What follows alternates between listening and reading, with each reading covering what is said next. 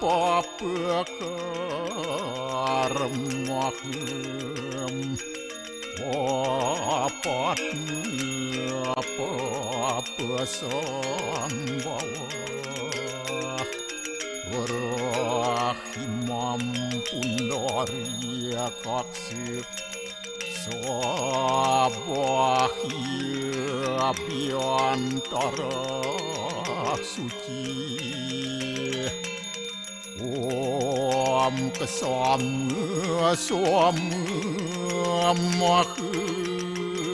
dewa Suaru peran kita angkara Mamucia suaru papibia Wala Yesu sadisiu Om kesantau ya kaiku dosa Kesantau wajiku mamu Santau ya manasu dosa At permadat kesamam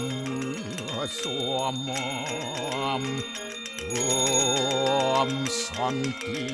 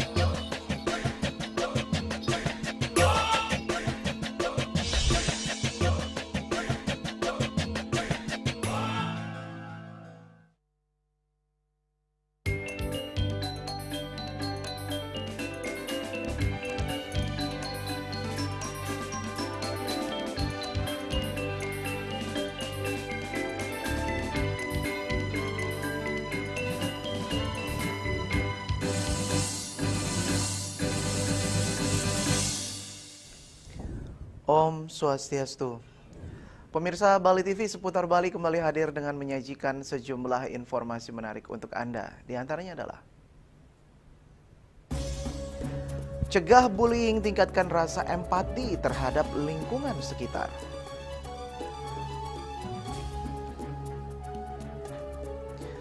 Pemerintah resmi memulai program pemagangan nasional bagi lulusan perguruan tinggi.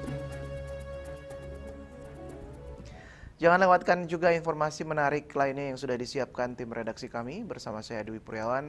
Inilah seputar Bali selengkapnya.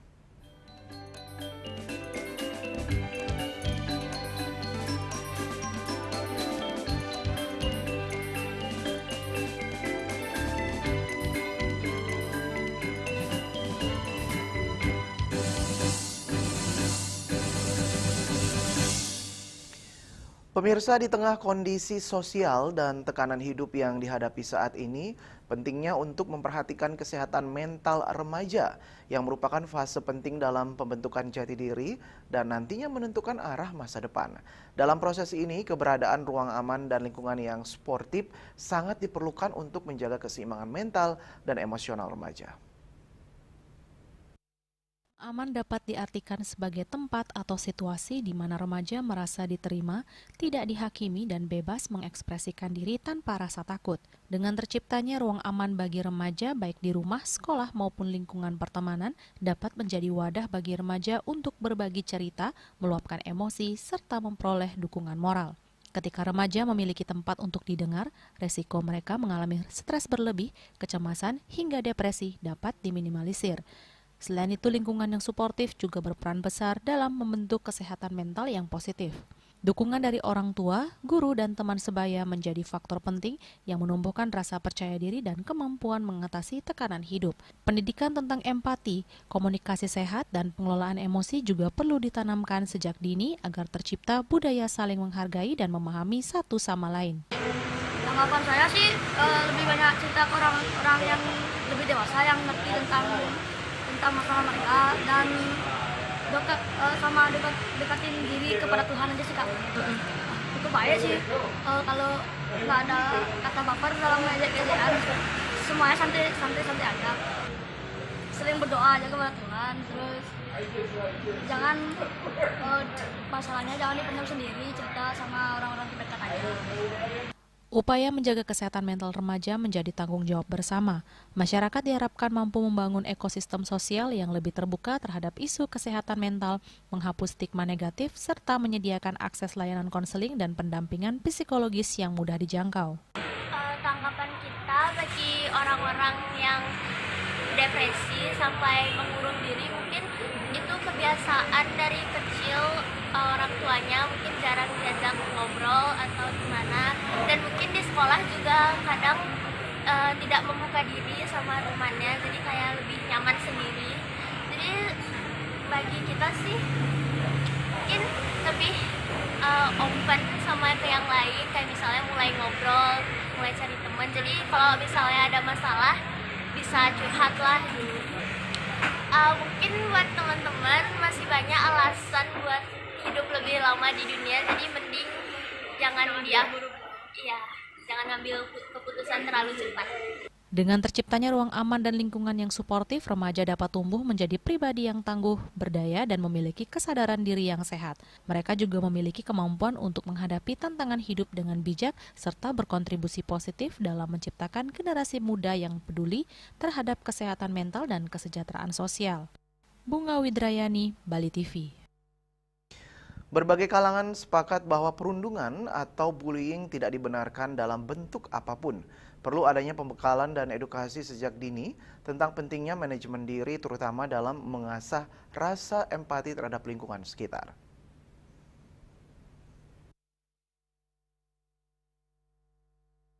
Ucapan berbelasungkawa turut membanjiri kepergian mahasiswa TAS yang diduga meninggal akibat jatuh dari lantai 4 kampus Udayana. Menurut akademisi yang juga dekan Fakultas Kedokteran Universitas Dianapura, perlu adanya pembekalan dan edukasi sejak dini kepada mahasiswa baru terkait dengan manajemen diri baik terhadap kondisi ataupun tekanan secara akademik maupun masalah psikologis lainnya. Ia berharap kepada mahasiswa di perguruan tinggi tidak hanya fokus pada performa akademik, tapi juga mengasah kepedulian atau empati terhadap lingkungan sekitar. Harapan kepada mahasiswa tentunya pada saat kalian menjalani pendidikan di perguruan tinggi tidak hanya fokus pada performa akademik saja, tapi belajar juga untuk mengasah kepedulian, empati terhadap lingkungan, ya, tidak hanya teman tapi juga lingkungan yang ada di sekitar kalian atau mungkin isu-isu yang sensitif lainnya, sehingga banyak sekali pembelajaran pendewasaan, persiapan sebelum nanti tamat sebagai seorang sarjana itu sudah mantap ya, mapan selaku individu yang dewasa dan bijak tentunya. Mahasiswa Prodi Kedokteran Undira Iputu Agus Suryadinata menyampaikan melihat kasus kematian TAS yang masih simpang siur ini, pihaknya berharap dapat diselesaikan dengan seadil-adilnya. Tentu saya sangat berbelasungkawa, turut berduka cita juga atas meninggalnya Saudara Timothy, dan bagaimanapun kasusnya sebenarnya, dari kasus yang simpang siur adanya, semoga kita semua bisa mencari kebenaran dari kasus ini dan korban juga diberikan bantuan atau sedikitnya diberikan keadilan dari pihak kampus maupun kepolisian. Kita tidak bisa membenarkan pembulian gitu loh, dan mental orang itu berbeda-beda. Jadi kita nggak boleh gitu membuli orang hanya dari verbal maupun non verbal, dari kata-kata maupun juga dari fisik, itu juga tidak benar gitu. Jadi tanggapan saya untuk mohon kepada seluruh mahasiswa di Bali untuk tidak ada rasa kalian harus membangkitkan rasa peduli satu sama lain gitu. Walaupun dia misalkan dari luar daerah maupun dari daerah manapun dia, walaupun dia dari luar negeri pun, kita juga harus ikut membantu gitu. Jadi tidak ada membeda-bedakan walaupun. Andika Bali TV. Pemirsa, Menteri Dalam Negeri Tito Karnavian meminta kepada daerah di seluruh Indonesia memperhatikan pertumbuhan daerah masing-masing agar bisa mendorong pertumbuhan Indonesia secara keseluruhan. Mendagri menyampaikannya saat rapat koordinasi pengendalian inflasi daerah tahun 2025 di Jakarta. Banyak daerah yang turun sekitar 10,4%, utama karena dalam rapat koordinasi pengendalian inflasi daerah yang digelar Kementerian Dalam Negeri pada Senin lalu, Menteri Dalam Negeri Tito Karnavian meminta kepala daerah di seluruh Indonesia untuk memperhatikan pertumbuhan daerah masing-masing, sehingga dengan demikian bisa mendorong pertumbuhan ekonomi Indonesia secara keseluruhan sesuai yang diharapkan Presiden Prabowo, yakni bisa mendekati 6% pada akhir tahun ini. Seperti diketahui, pertumbuhan ekonomi di triwulan kedua tahun 2025 sebesar 5,12%. Tito pun meminta semua kepala daerah untuk bekerja maksimal dan menjaga pertumbuhan ekonomi seperti halnya mereka berhasil menjaga inflasi di daerah masing-masing. Menurut Tito, dengan terjaganya inflasi membuat inflasi terkendali selama 2,5 tahun dengan range 2,65%. Tito menjelaskan total anggaran pendapatan dan belanja daerah tahun anggaran 2025 untuk semua daerah kurang lebih 1.300 triliun dengan rincian sekitar 919 triliun dari Kementerian Keuangan dan 402 triliun dari pendapatan asli daerah. Idealnya pendapatan daerah tinggi dan belanja tinggi, tetapi perlu ada space sedikit untuk cadangan jika terjadi sesuatu seperti bencana atau hal lainnya bisa diatasi. Kalau sebelumnya kita 2024 saja ya, itu di bulan Oktober 2024 itu pendapatannya mencapai 73%, tapi kemudian di akhir Desember 90%, terjadi lompatan. Belanja juga begitu, belanjanya dari 58% langsung 91% selama 3 bulan. Nah ini kita data September 70% begitu pendapatannya. Jadi lebih tinggi daripada bulan September tahun 2024, tapi bisa mencapai 7%. Jadi kita tentu mengharapkan, kami ya kerja keras pada tiap bulan untuk mendorong teman-teman kepala daerah supaya mereka meningkatkan pendapatannya seperti skenario tahun lalu. Angka belanjanya di tahun 2024 itu 58% Oktober, sementara sekarang September 56%. Tapi bisa belanjanya mencapai target akhir di tahun 2024 30 Desember 91%. Nah, kami bekerja keras lagi untuk mendorong teman-teman daerah yang sekarang mencapai sudah 56%. Kita harapkan nanti akhir tahun paling enggak 91% juga paling enggak. Sementara Menteri Keuangan Purbaya Yudi Sadewa menyatakan secara fundamental ekonomi Indonesia saat ini masih kuat dan stabilitas makroekonomi terjaga. Hal itu tercermin dari solidnya beberapa indikator makroekonomi seperti pertumbuhan ekonomi 5,12%, inflasi 2,65% dan neraca perdagangan tumbuh 45,8%. Kedepan ia juga berharap agar uang yang sudah ditransfer ke daerah tidak lagi dikirim ke pusat dan tetap disimpan di daerah agar ekonomi tetap berjalan. Selalu kita bertanya-tanya tuh kenapa uang di pusat terus tumpuknya. Kalau kita sebar ke daerah, uang yang balik lagi ke pusat, nggak ada gunanya tuh di daerah. Jadi ke depan harus dipikirkan lagi supaya uang tetap bertahan di daerah. Kalau bank daerahnya kurang bagus, ya betulin supaya lebih bagus sebenarnya. Tapi kalau uang di pusat terus ya bank daerah juga nggak kenapa. Dan yang penting adalah pembangunan daerahnya oleh swasta yang hanya ke bank atau uang yang di sana menjadi terhambat. Juli Suharto dan Ketut Semadias melaporkan.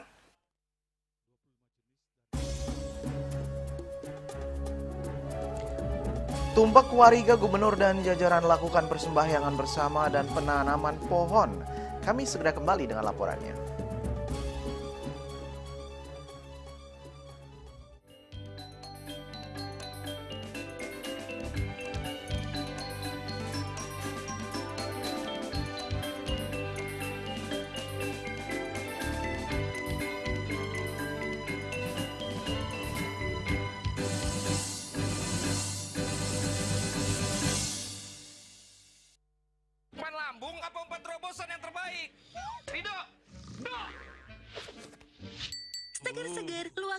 Coffee. Luwak white coffee less sugar dulu. Wah. Luwak white coffee less sugar dibuat dengan susu rendah lemak, rendah gula, rendah kalori. Menangkan 5 tiket nonton langsung Piala Dunia. Kirim 5 bungkus kopi luwak apa saja. Foto dan upload ke sosial media tag Kopi Luwak Official. Buruan kirim, pemenang akan segera dipilih. Luwak white coffee, rendah gula, nyaman diminum. Cat Color dengan daya sebar yang luas, cepat kering, dilengkapi 39 pilihan warna. Kualitas dijamin terbaik. Cat Color harga ekonomis.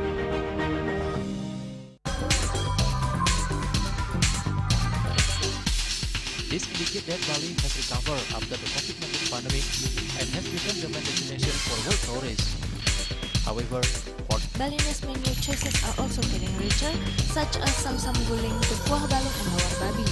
Although many restaurants serve similar menus made from pork, Thai, they leave behind telltale characteristics of fragments of DNA circulating in the blood, called cell-free DNA.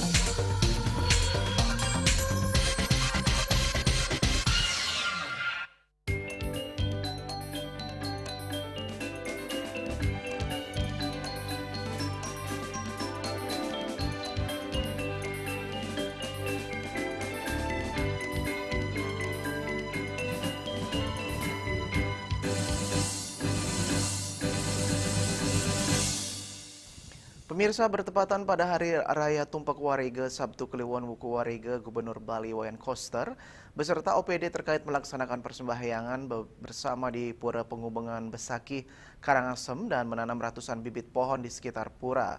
Selain itu, Gubernur didampingi Bupati Karangasem menghadiri puncak Karya Ngataglinggi dan numbung pedagingan di Pura Titi Gonggang, Besakih.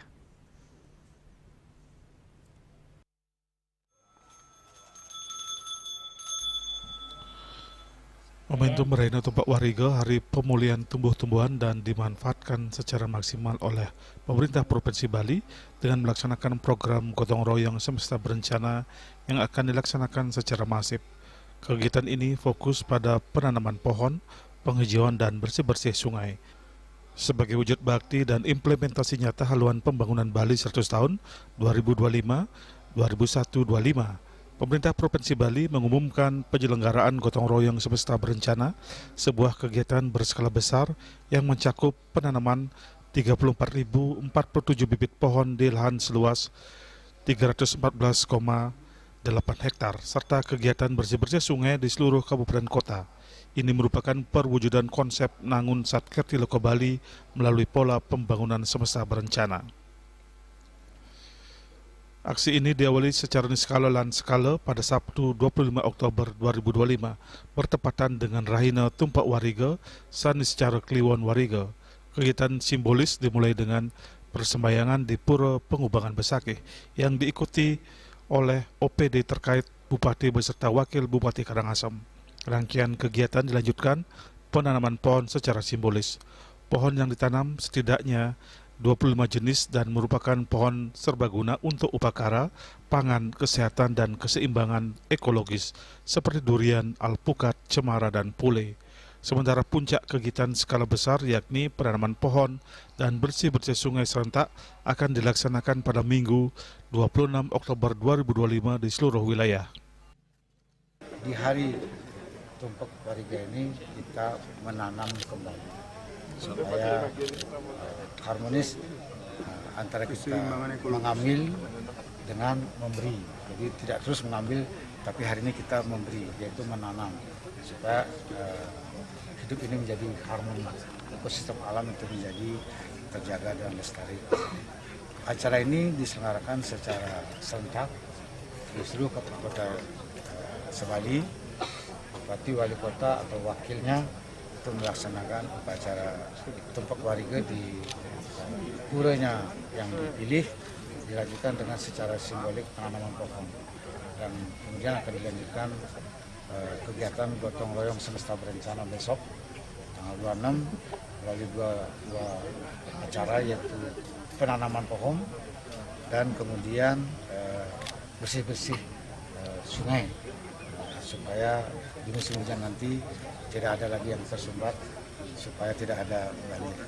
Itu yang dilakukan dalam kaitan dengan perayaan Tumpak Warega hari ini.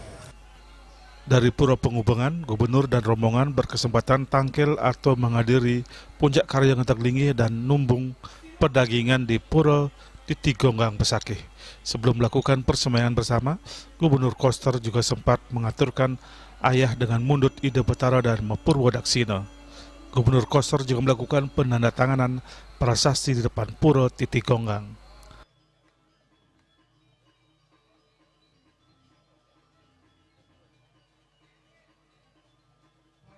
Ari Wiratmaja, Bali TV.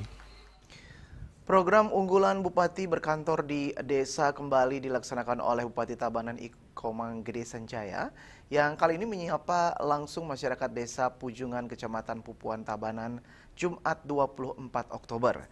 Kegiatan ini merupakan pelaksanaan ke-62 dari program Bungan Desa yang menjadi wujud nyata kedekatan pemerintah dengan masyarakat desa. Dalam kunjungan tersebut, Bupati Sanjaya bersama istri yang juga Ketua TPPKK dan Dekranasda Kabupaten Tabanan, Nyonya Raih Wahyuni Sanjaya.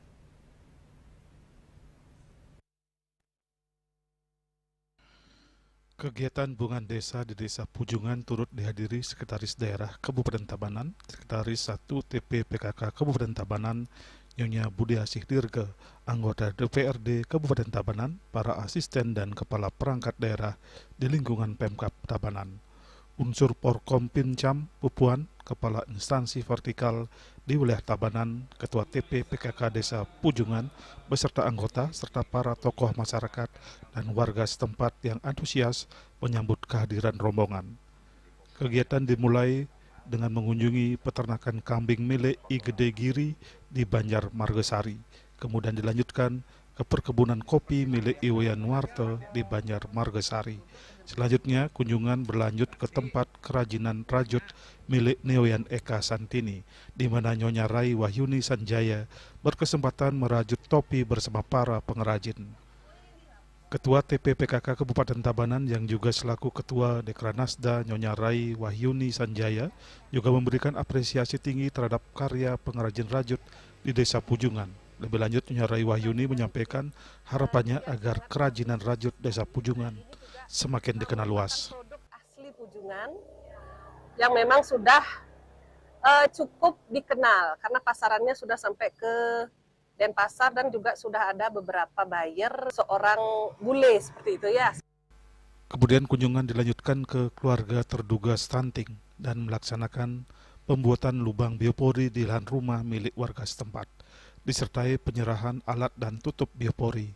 Suasana semakin hangat ketika jajaran tiba di gedung serbaguna Lila Winangun Banjar Puspasar untuk bertatap muka dengan masyarakat. Dalam kesempatan itu, Bupati Sanjaya dan jajaran turut memainkan permainan tradisional Matembing sebagai simbol pelestarian budaya lokal. Selaku Bunda Literasi, Nyonya Rai Wahyuni menyerahkan buku bacaan secara simbolis sebagai dukungan terhadap peningkatan minat baca siswa-siswi setempat. Bupati Sanjaya menegaskan komitmennya untuk terus membawa pelayanan publik turun langsung ke tingkat masyarakat. Hari ini saya berada di Desa Pujungan, Kecamatan Pupuan, tepatnya di depan kantor desa. Nah, hari ini kita bersama pemerintah Kabupaten Tabanan, saya khususnya melaksanakan sebuah program namanya Bungan Desa, Bupati Ngantor di Desa yang ke-62. Jadi kita roadshow di seluruh Kabupaten Tabanan ini, di seluruh kecamatan dan di seluruh desa. Nah, tujuannya adalah pertama mendekatkan diri program yang kami miliki di Kabupaten Tabanan. Kegiatan Bungan Desa ini mendapat apresiasi Perbekal Desa Pujungan I Gede Rimoyase. Mewakili warga desa, pihaknya berterima kasih kepada Bupati Sanjaya dan jajaran. Jadi pada hari ini kita mendapatkan kunjungan dari Bapak Bupati dalam kegiatan Bungan Desa.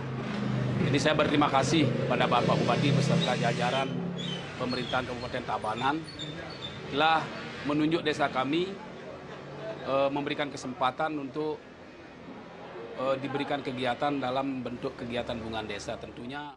Prokompim Tabanan melaporkan.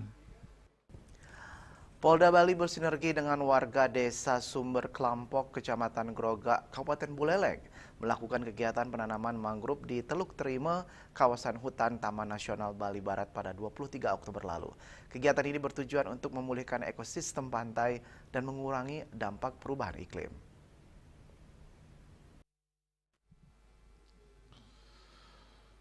Polda Bali bersinergi dengan warga Desa Sumber Klampok, Kecamatan Grogak, Kabupaten Buleleng melakukan kegiatan penanaman mangrove di Teluk Terima, kawasan hutan Taman Nasional Bali Barat pada 23 Oktober lalu.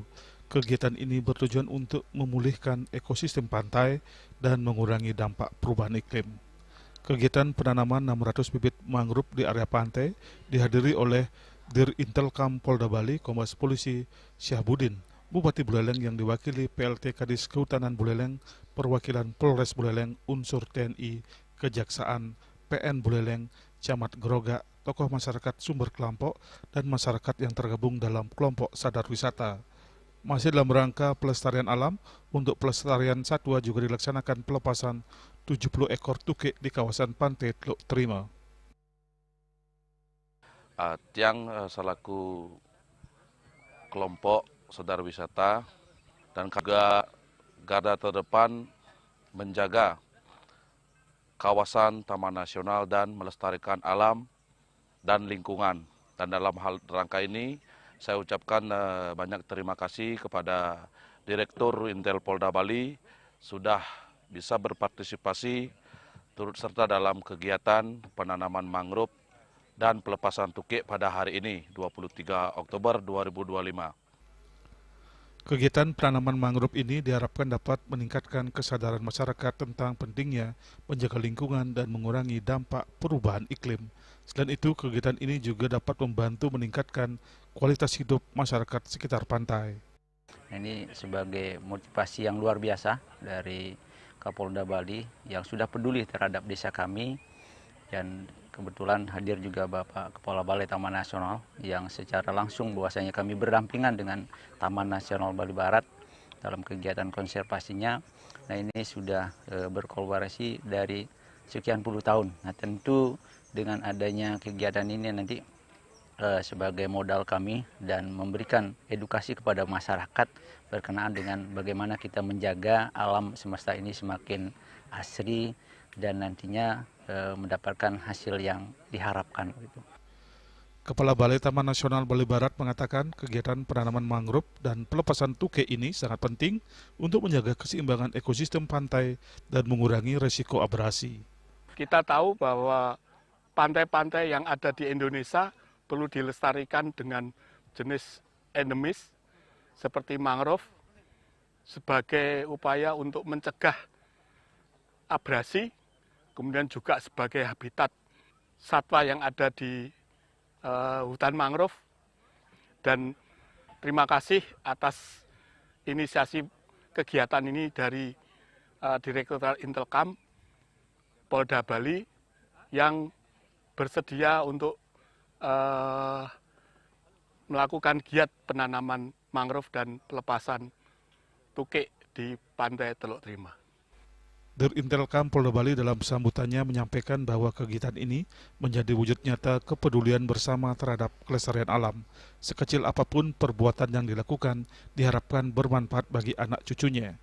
Kegiatan ini selaras dengan filosofi Trihitakarana yang menjaga keharmonisan hubungan manusia dengan Tuhan, sesama manusia dan alam.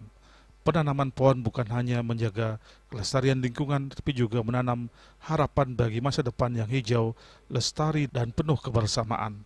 Pada kesempatan tersebut, Dir Intelkam Polda Bali juga menyerahkan piagam atas keaktifan dalam kegiatan penanaman mangrove dalam rangka melestarikan ekosistem pesisir dan pencegahan abrasi, serta penyerahan bantuan life jacket kepada perwakilan kelompok masyarakat nelayan dan kelompok sadar wisata. Tim Liputan Bali TV.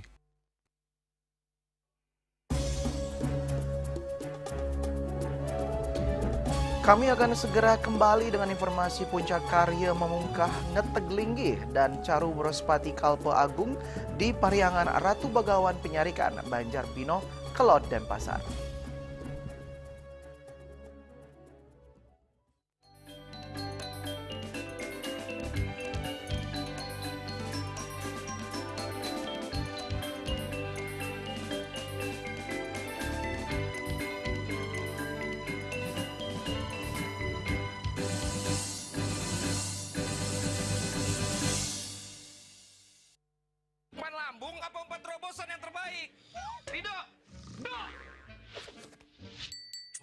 Sugar, Luwak White Coffee. Luwak White Coffee less sugar dulu. Wah. Luwak White Coffee less sugar dibuat dengan susu rendah lemak, rendah gula, rendah kalori. Menangkan 5 tiket nonton langsung Piala Dunia. Kirim 5 bungkus kopi luwak apa saja. Foto dan upload ke sosial media @Kopi Luwak Official. Buruan kirim, pemenang akan segera dipilih. Luwak White Coffee, rendah gula, nyaman diminum. Emco, cat kayu dan besi.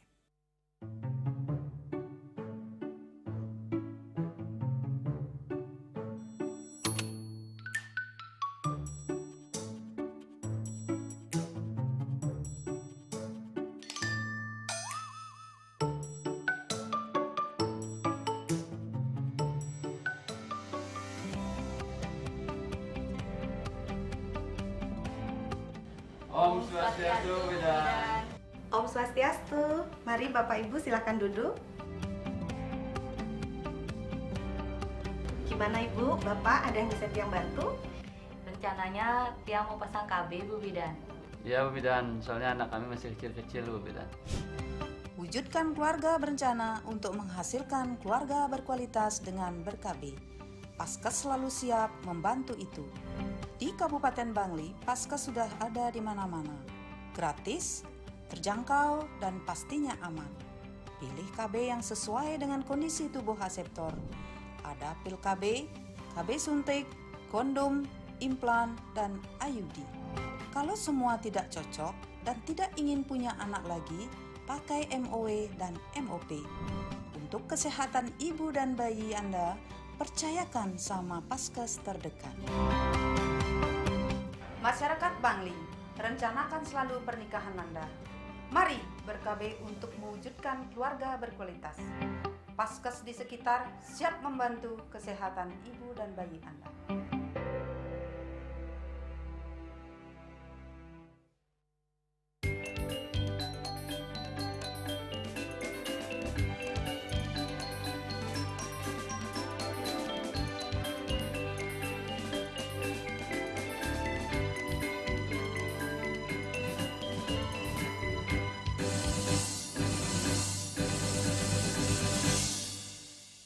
Pemirsa, ribuan kerama Banjar Binoklo Desa Adat Poh Gading, Desa Ubung Kaja, Denpasar Utara tumpah ruah mengikuti upacara besar karya memungkah ngeteg linggih dan caru Respati Kalpa Agung menyama Raja di Pariangan Ratu Bagawan Penyarikan.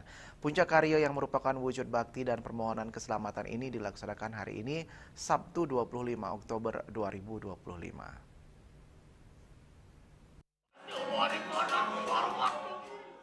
Upacara yang dipuput oleh Ida Penita Empu Nabe Jaya Acarya Nanda dan pengrajak karya Ida Begawan Wajra Satwa Wijananda dari Griya Kasogatan Warja Satwa Mandala Banjar Deligundi ini telah melalui serangkaian prosesi. Rangkaian karya diawali dengan Mabumi Suda pada Jumat 17 Oktober yang dilanjutkan dengan Ngingsah, Mapan Galang Sase, Madegang Rare Sangyang Rare Angon, dan Tapini pada Minggu 19 Oktober. Prosesi besar lainnya adalah Pacaruan Respati Kalpa Agung dan Mupuk Pedagingan pada Selasa 21 Oktober serta Pemelastian, Mapekelam, dan Ngamet Tirta Kamandalu di Segaro Padanggalak hingga Mendak Siwi pada Kamis 23 Oktober 2025. Wayan Gede Kusmoyaso selaku Ketua Panitia Karya mengatakan upacara setingkat ini baru pertama kali dilaksanakan dan telah dipersiapkan selama 5 bulan. Ia menjelaskan bahwa ritual sakral ini akan dilanjutkan 30 tahun sekali sebagai wujud bakti memohon keselamatan dan kedamaian dunia kepada Ida Sang Hyang Widiwasa. Pemargi yatnyane puniki nentanya wenten tios wantah mentutujon ngelungsur kerahayuan jagat pemeka sirikiring wewidangan Banjar Binoklot sane medue krama katahnya satu selai diri turmaning regalah sane becik puniki parikrama yatnyane puniki sayu wakti kaaptiang mangda presiden ing capang kauruhan majang ring pun ikrama Banjar sareng sami risejeroning molah haprawarti ning capang darmaning kauripan. Sementara itu Iwayan Sanjaya, klien adat Banjar Binoklot mengungkapkan bahwa parayangan Ida Ratu Bagawan Penyarikan diempon oleh 125 kepala keluarga. Ia menegaskan karya suci ini tidak hanya melibatkan kerama Banjar, namun juga seluruh komponen Banjar seperti seko truni dan penglingsir Banjar yang menunjukkan semangat gotong royong yang kuat. Mana 125 kakak niki yang termasuk banjar lanang, banjar istri, dan di luar daripada nike wenten sekot runo, sekot runi, dan pengelingsir yang nyarengin tidak kawi ikut mempersiapkan hayah ini. Wayan Mirta Bandesa Adat Pogading mengapresiasi yatnya yang dilaksanakan. Menurutnya karya ini mengingatkan kewajiban pengampun pura untuk melaksanakan upacara secara berkelanjutan. Apalagi kewajiban tersebut berasal dari konsep Trirena, 3 hutang suci. Ia menilai sinergi dan gotong royong kramo sangat luar biasa. Titiang sangat mengapresiasi dan bangga, terutama talar Titiang pinako kramo ring Banjar Binoklot. Nah, Titiang melihat sinergi kegotong royongan mereka dalam hal nangun yatnya puniki sangat luar biasa. Baik secara pribadi, perseorangan, di samping juga bantuan aci pemerintah daerah, yaitu dari Kota Denpasar dan Provinsi. Rangkaian upacara akan diakhiri dengan penyineban, penyenukan, dan resi bojana pada 28 Oktober 2025.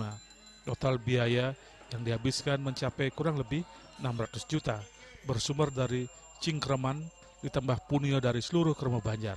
Karya besar ini turut dihadiri sejumlah pejabat daerah, diantaranya Wakil Wali Kota Denpasar IKD Agus Arya Wibawa, anggota DPRD Provinsi Bali Agung Paramita, anggota DPRD Kota Denpasar Oko Mahendra, Agus Wirojaya, Bagus Jagera Wibawa, dan Nyoman Gede Sumaro Putra, serta Camat Denpasar Utara, Perbekal Ubung Kaja, dan Bandesa Adat Pogading.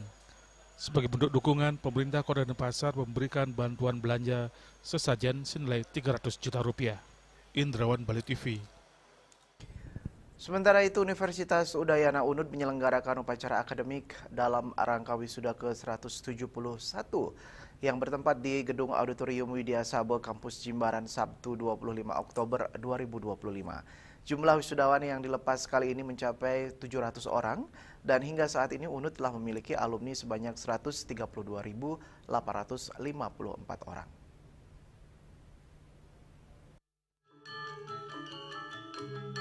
Bila dikelompokkan menurut jenjang pendidikan, wisudawan terdiri dari program doktor sebanyak 16 orang, magister 81 orang, spesialis 6 orang, profesi 188 orang, dan sarjana atau sarjana terapan sebanyak 409 orang.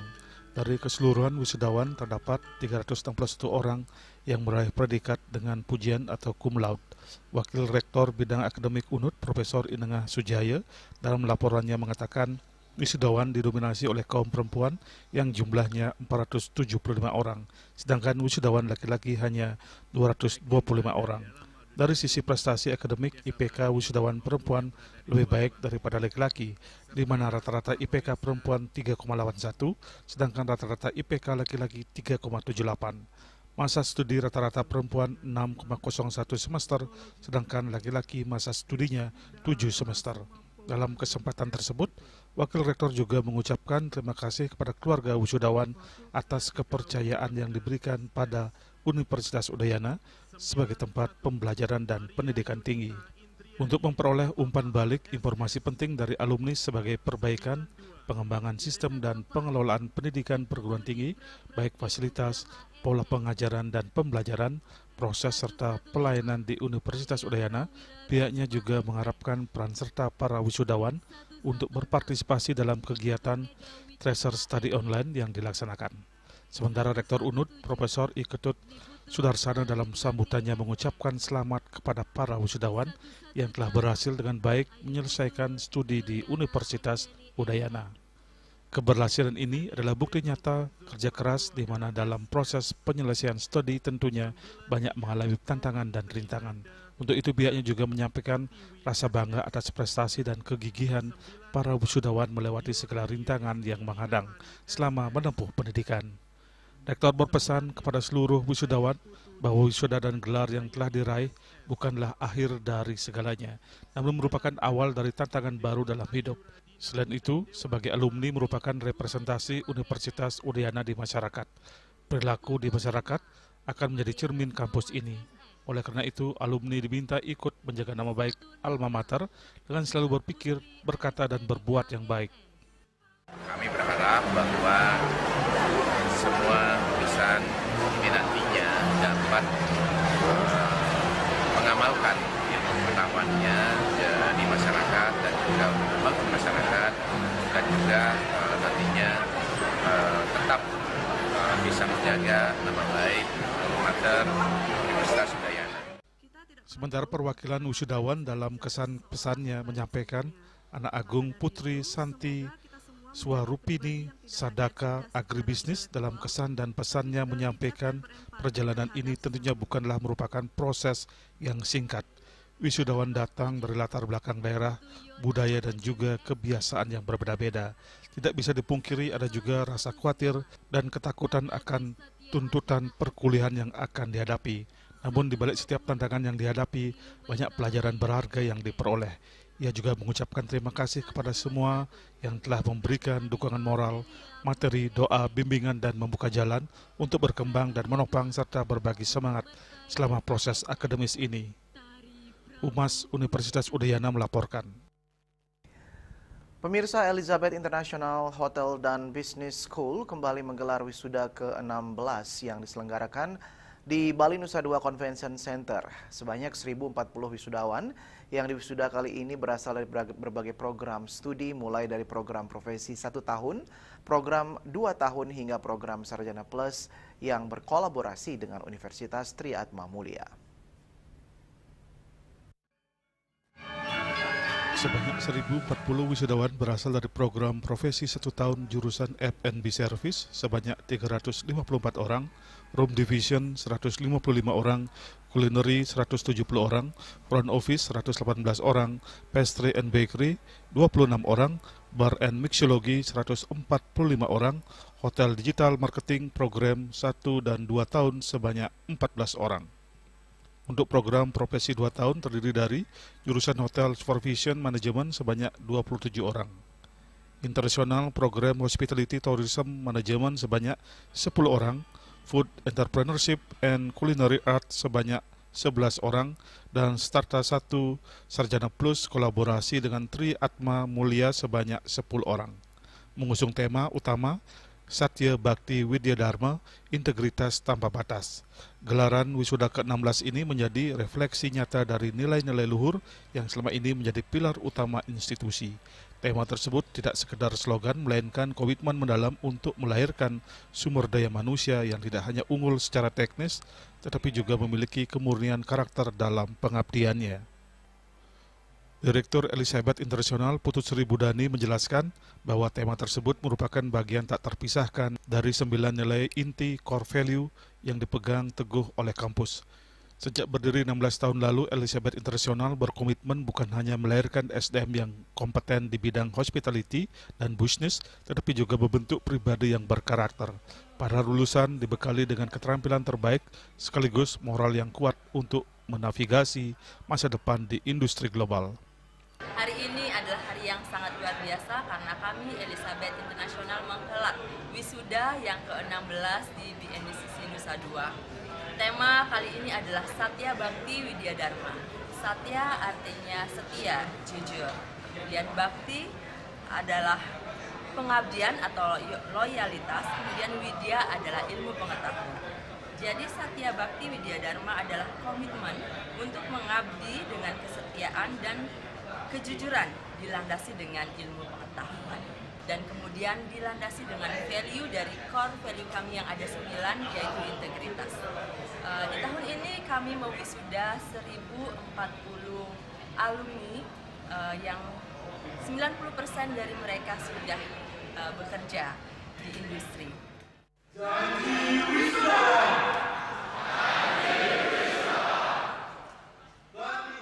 Melalui wisuda ke-16 ini, Elizabeth International menegaskan kembali perannya sebagai lembaga pelatihan kerja unggulan di bidang hospitality and business yang berkomitmen mencetak insan profesional berkarakter, berintegritas, dan siap bersaing di panggung dunia.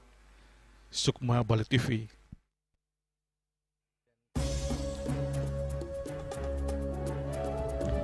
Pemerintah resmi memulai program pemagangan nasional bagi lulusan perguruan tinggi. Kami segera kembali dengan informasinya.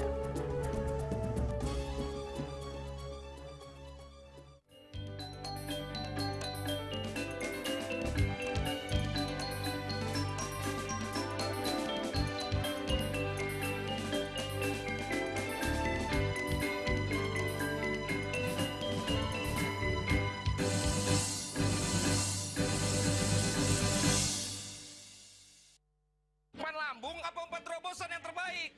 Rido. Seger-seger Luwak White Coffee. Luwak white coffee less sugar dulu. Wah, Luwak White Coffee Less Sugar dibuat dengan susu rendah lemak, rendah gula, rendah kalori. Menangkan 5 tiket nonton langsung Piala Dunia. Kirim 5 bungkus kopi luwak apa saja. Foto dan upload ke sosial media tag Kopi Luwak Official. Buruan kirim. Pemenang akan segera dipilih. Luwak White Coffee, rendah gula, nyaman diminum. Cat Color dengan daya sebar yang luas, cepat kering, dilengkapi 39 pilihan warna. Kualitas dijamin terbaik. Cat Color harga ekonomis.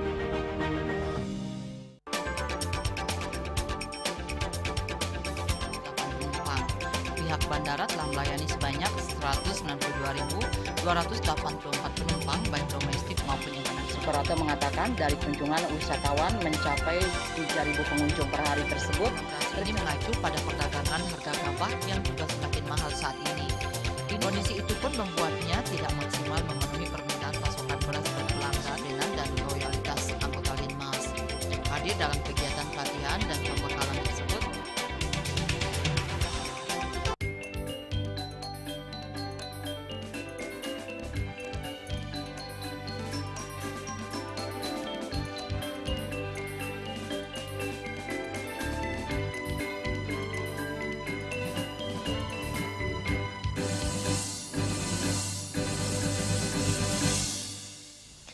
Pemirsa, pemerintah melalui Kementerian Ketenagakerjaan secara resmi membuka penyelenggaraan pemagangan nasional lulusan perguruan tinggi batch pertama tahun 2025.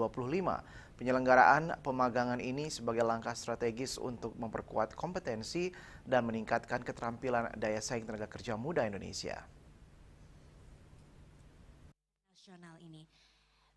Pemerintah melalui Kementerian Ketenagakerjaan secara resmi membuka penyelenggaraan pemagangan nasional lulusan perguruan tinggi batch pertama tahun 2025. Pembukaan program ini ditandai dengan penekanan tombol sirine oleh Menteri Koordinator Bidang Perekonomian Airlangga Hartarto, Menteri Ketenagakerjaan Yasirli, serta juga utusan khusus Presiden Bidang Pembinaan Generasi Muda dan Pekerja Seni Raffi Ahmad. Menteri Ketenagakerjaan Yasirli menjelaskan bahwa pada batch pertama terdapat 20.000 peserta magang dan telah ditetapkan sebanyak 15.000 peserta magang. Saya juga ingin menyampaikan bahwa magang ini sebenarnya sudah menjadi program sebelumnya ya oleh Kementerian Ketenagakerjaan, walaupun kita tidak mengelolanya secara masif seperti ini. Jadi sebelum ada program magang nasional, pelaksanaan magang itu dikoordinasikan oleh balai-balai milik Kementerian Ketenagakerjaan, Balai Pelatihan Vokasi dan Produktivitas. Jadi beberapa orang ikut pelatihan, maka kemudian sesudah pelatihan, instruktur-instruktur kami di balai-balai mencarikan perusahaan untuk magang. Tapi memang dengan jumlah yang masih terbatas. Gitu ya Pak Dirjen ya. Dan saya ingin juga menyampaikan pada adik-adik dan kemudian teman-teman yang online, pilihan selain magang tentu adalah bekerja. Dan ada platform Siap Kerja yang silahkan diakses bagi adik-adik generasi muda, teman-teman yang mencari kerja. Tapi bukan yang magang ya, magang kan sudah kontrak nih, magang 6 bulan ya. Bagaimana dengan yang lulusnya itu sebelum 1 tahun? Menaker juga mengatakan bahwa sesuai arahan Presiden Prabowo Subianto agar Kementerian Ketenagakerjaan terus memperluas akses kerja melalui platform Siap Kerja yang memuat berbagai informasi dan layanan ketenagakerjaan dalam upaya membantu masyarakat. Dari Jakarta, Julius Suharto dan Ketut Sumadiasa melaporkan. Dalam rangka menyambut Puja Wali ke-9 Pura Agung Jagatnata Pasundan, Bekasi, Jawa Barat, umat Hindu menggelar ritual Nuwur Tirta di Pura yang tersebar di wilayah Sejabodetabek. Ritual Nuwur Tirta bertujuan untuk memohon keberkahan Tuhan Yang Maha Esa, serta juga membersihkan diri lahir dan batin sehingga Puja Wali dapat berjalan lancar dan sukses.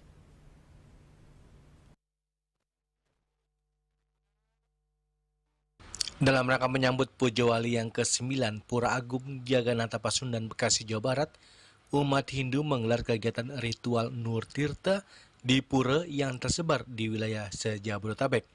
Salah satu Pinandita Pura Agung Jagannatha Pasundan, Pinandita Agus Pujayana, mengatakan Nur Tirta adalah ritual agama Hindu untuk memohon air suci sebagai simbol keberkahan, pembersihan diri, dan pencapaian kesucian.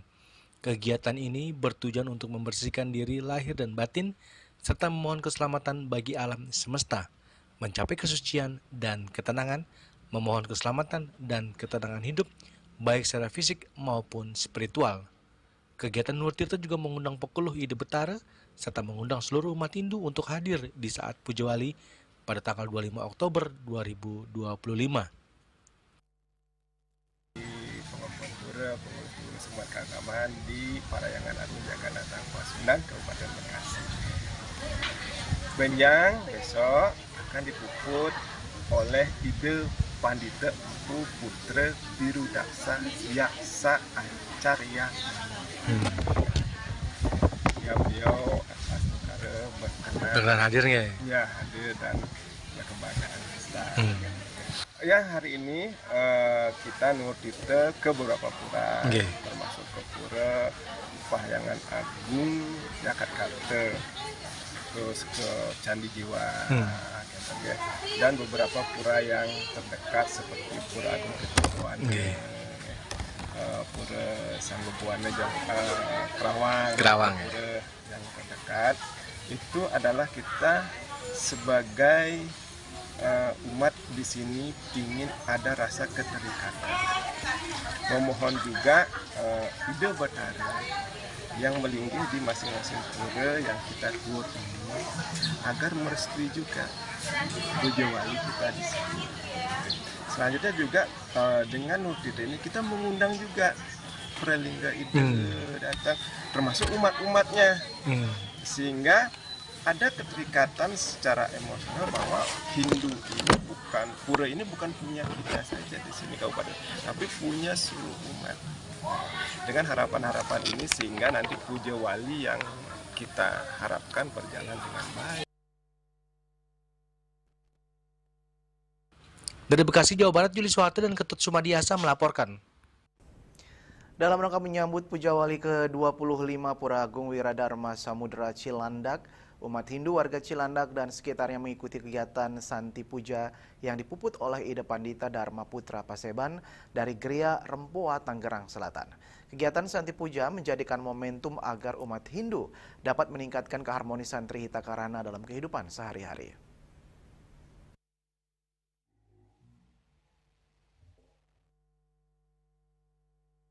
Dalam rangka menyambut Puja Wali ke-25 Pura Agung Wiradharma Samudra Cilandak, umat Hindu warga Cilandak dan sekitarnya mengikuti kegiatan Santi Puja yang dipuput oleh Ide Pandita Dharma Putra Paseban dari Geria Rempoa, Tangerang Selatan.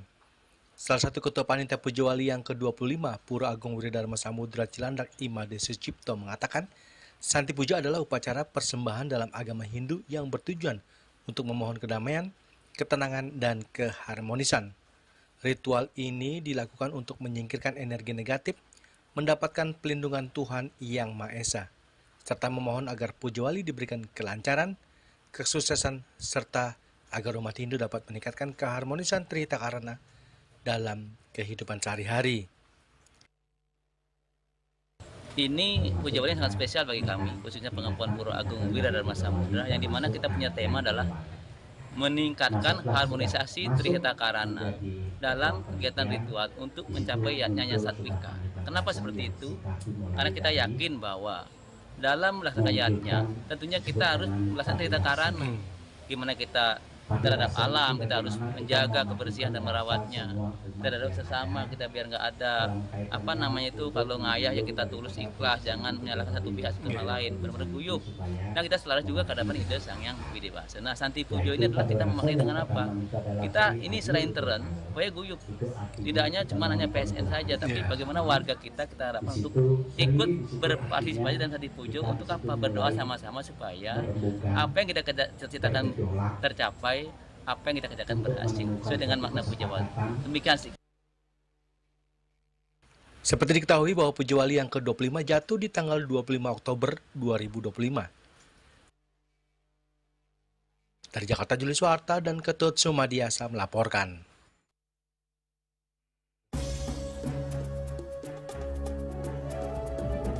Pemirsa, seputar Bali masih akan hadir dengan informasi menarik lainnya. Tetaplah bersama kami.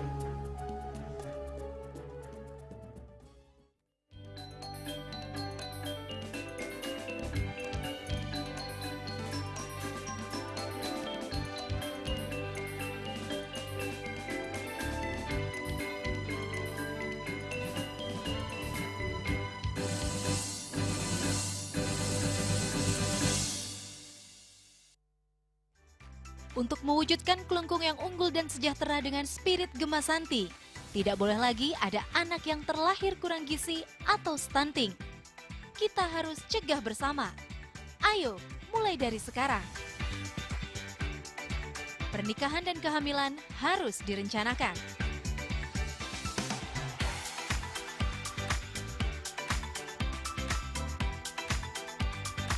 Penuhi asupan gizi yang seimbang untuk anak, mulai dari dalam kandungan, sejak lahir dan balita.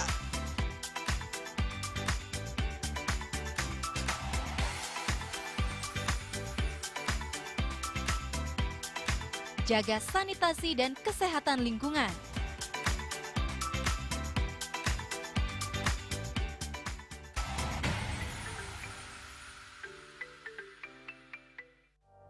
Musim hujan tiba, bencana banjir bisa mengancam jika kita tidak waspada.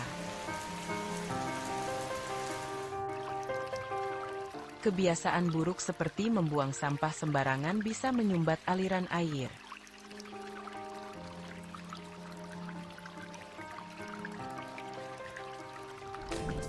Kita bisa mencegah banjir dengan bergotong royong, menjaga selokan bersih, dan menanam pohon.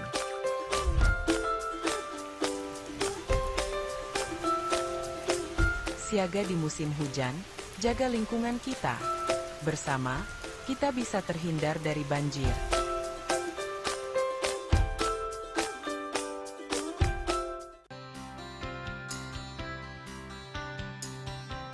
Puniki kemariang disampun anak alit nek kulit. Metapah kalau kebos, mepandes utawi misangi. Drama antar Ketua Banjar Jakarta Selatan dengan di Jakarta Selatan para pinanite miwah tokoh-tokoh umat ini. Emansipasi miwah penyarengan kerama istri saha anggen TPS Cangin Purikau wenten taler 6 TPS sanik kaayahin oleh kerama istri inggian ring TPS 6.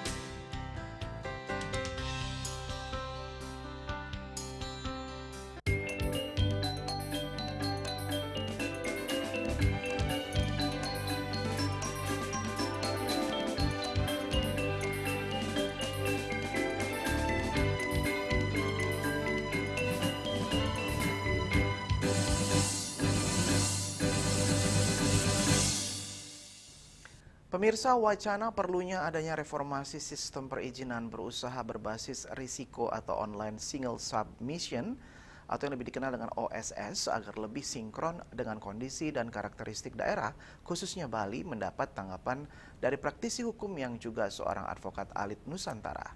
Menurutnya, sistem perizinan OSS memang dirancang untuk mempermudah seseorang dalam membuat usaha. Pihaknya menjelaskan bahwa dengan akte pendirian usaha, baik itu perusahaan penanaman modal asing (PMA) maupun perusahaan lokal, maka akan langsung mendapatkan pengesahan dari kementerian terkait dan mendapat nomor induk berusaha NIB. Dari sinilah suatu usaha dianggap sudah berdiri dan sah. Sementara itu, kaitannya dengan Pulau Dewata, investasi yang paling banyak terjadi di Bali saat ini yaitu bergerak di sektor akomodasi pariwisata seperti hotel, villa maupun restoran. Investasi akomodasi pariwisata ini tentu erat kaitannya dengan tata ruang. Hal inilah yang sedang menjadi perbincangan publik, bahwa benarkah sistem OSS ini bisa menerobos tata ruang yang menjadi domain daerah. Sampai hari ini urusan tata ruang itu domain daerah. Karena yang menerbitkan tata ruang itu Perda malah begitu. Nah, kemarin ada isu rencana detail tata ruang tidak semua kecamatan atau kabupaten di Bali sudah kelar gitu. Nah, mari kita uji Katakanlah misalnya di suatu tempat belum punya rencana detail tata ruang. Apakah sistem OSS ini bisa serta-merta menentukan boleh dan tidak? Menurut saya tidak. Karena apa? By system, untuk daerah-daerah yang belum punya detail tata ruangnya, pelaku usaha diminta untuk berkoordinasi dengan daerah setempat. Gitu. Saya kira tidak tepat kalau menempatkan persoalan ini ada kesalahan sistem OSS. Gitu. Karena dia tidak bisa menerobos semua yang menjadi domain dan kewenangan di daerah. Tetap mereka harus ada berkoordinasi. Kalau kaitannya dengan tata ruang, iya bahwa daerah tidak tahu ada perusahaan berdiri di wilayahnya, tetapi iya perusahaan pasti harus tahu pada saat perusahaan itu mengakses untuk mendapatkan bangunan, kecuali nakal ya. Jika melihat pelaksanaan sistem OSS ini, ia menilai banyak perusahaan yang belum menyetor penuh nilai investasi penanaman modal asing PMA sebesar 10 miliar. Namun sudah memiliki akte pendirian usaha. Begitu aktenya menyebutkan 10 miliar, apakah benar semua saham uang itu sudah disetor sedemikian jumlahnya gitu. Dan kalau kita uji, banyak juga ada perusahaan yang belum menunaikan kewajiban untuk menyetor penuh, tapi mereka sudah mendapatkan itu. Nah, di mana letaknya sekarang begitu? Ya, saya mencermati itu mungkin terbit gitu karena ada semacam surat pernyataan kewajiban mereka akan menyetorkan sejumlah itu.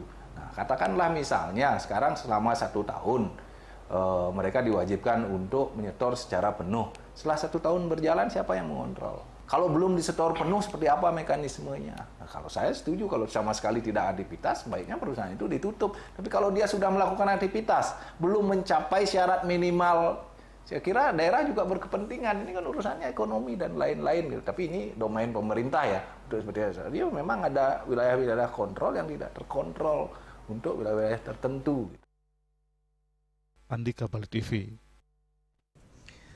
Pemerintah Kota Denpasar terus menunjukkan komitmennya dalam melindungi dan mempertahankan eksistensi petani di tengah tantangan urbanisasi dan menurunnya minat generasi muda terhadap sektor pertanian.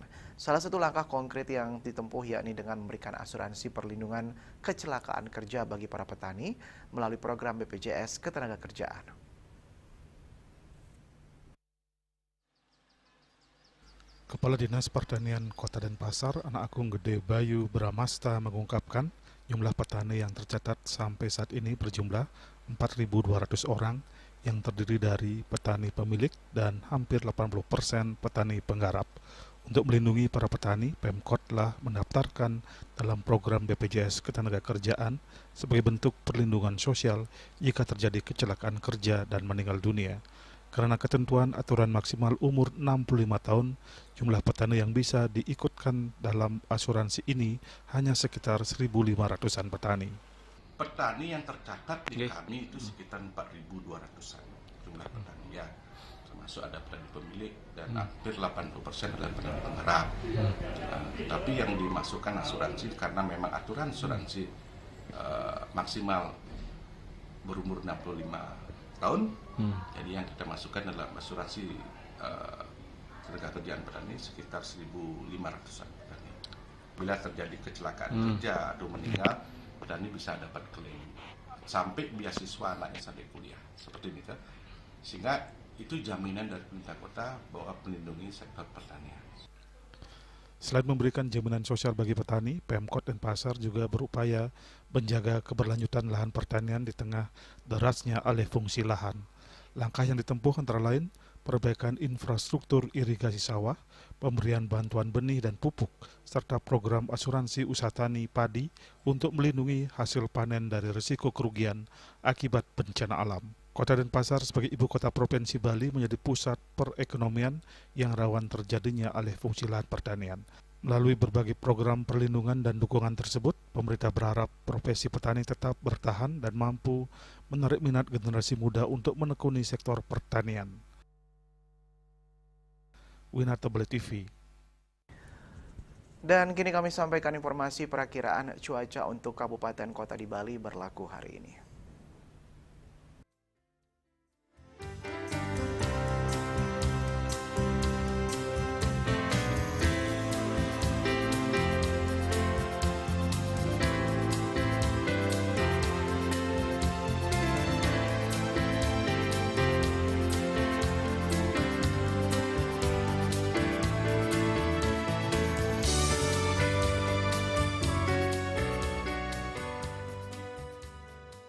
Seputar Bali bersama Minyak Apun Ganapati Usada Bali Keluarga Sehat. Update terus informasi Anda dengan subscribe dan like YouTube channel Bali TV @News Bali TV. Mewakili redaksi yang bertugas, saya Dwi Priawan pamit undur. Terima kasih atas perhatian Anda dan sampai jumpa. Om Santi Santi Santi Om.